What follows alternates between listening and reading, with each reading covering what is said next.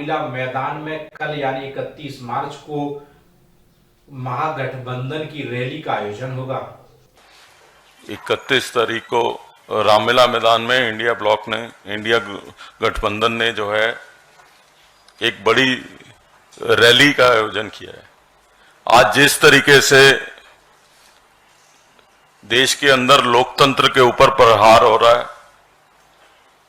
विपक्ष की पार्टियों को तहस नहस करने का, दबाने का हर तरीके का हथकंडा अपनाया जा रहा है। दुर्भाग्य है कि चुनाव डिक्लेयर होने के बाद देश की सबसे बड़ी विपक्षी पार्टी के अकाउंट फ्रीज कर दिए जाते हैं। एजेंसीज का इस्तेमाल करके विपक्षी पार्टियों को तोड़ने फोड़ने का काम पूरे देश भर के अंदर जो है वो चालू है।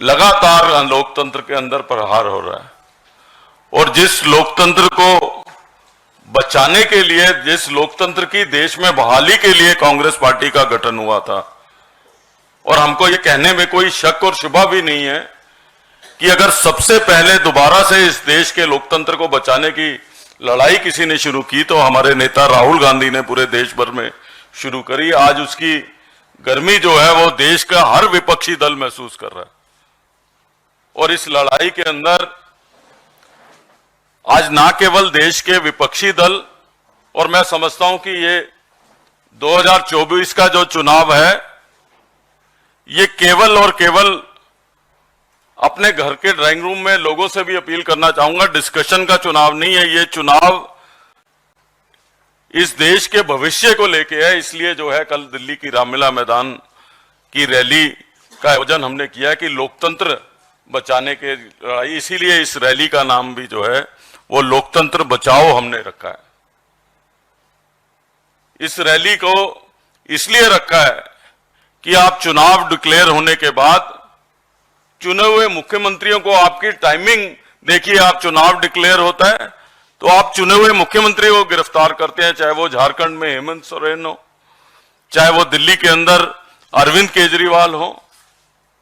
तमाम हथकंडे आप जो है विपक्ष के लोगों को, ताकि उनके लिए लेवल प्लेइंग फील्ड जो है चुनाव में उपलब्ध ना हो। आपका केवल और केवल फोकस जो है वो पूरी की पूरी सरकारी मशीनरी का ओपोजिशन को डिस्टर्ब करने में, डेमोक्रेसी को, डेमोक्रेटिक वैल्यूज को डिस्टर्ब करने में, लोकतंत्र की हत्या के लिए जो है आप इस तरीके के कुठाराघात लगातार एक के बाद एक विपक्षी दलों पे कर रहे हो। उसके खिलाफ इस रैली का आयोजन किया है। इस रैली में इंडिया ब्लॉक के तमाम सीनियर लोग को इसको संबोधित करेंगे ही।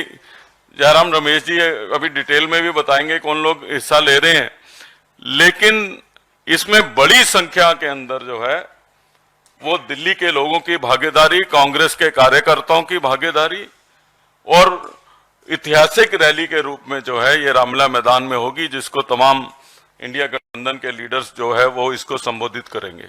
और मैं समझता हूं कि इस रैली के बाद एक संदेश जाएगा कि लोकतंत्र के खिलाफ लड़ने के लिए तमाम विपक्षी पार्टियां एकजुटता के साथ जो है इस सरकार का जो है मुकाबला करेंगी। अभी मैं सर से चर्चा कर रहा था तो मैं कह रहा था कि भारतीय जनता पार्टी का अब मोटो केवल ये रह गया है कि पार्टी में चंदा, व्यापारियों को धंधा और ईडी का फंदा।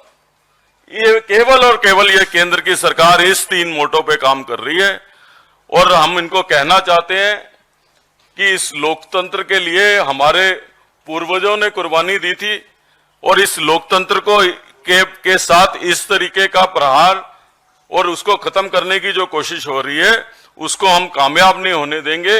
और कल ये पहली गुहार होगी, कल ये पहला आम जनमानस का जो है वो प्रहार होगा इस सरकार के ऊपर, तो हम इनके मंसूबों को कामयाब नहीं होने देंगे। धन्यवाद।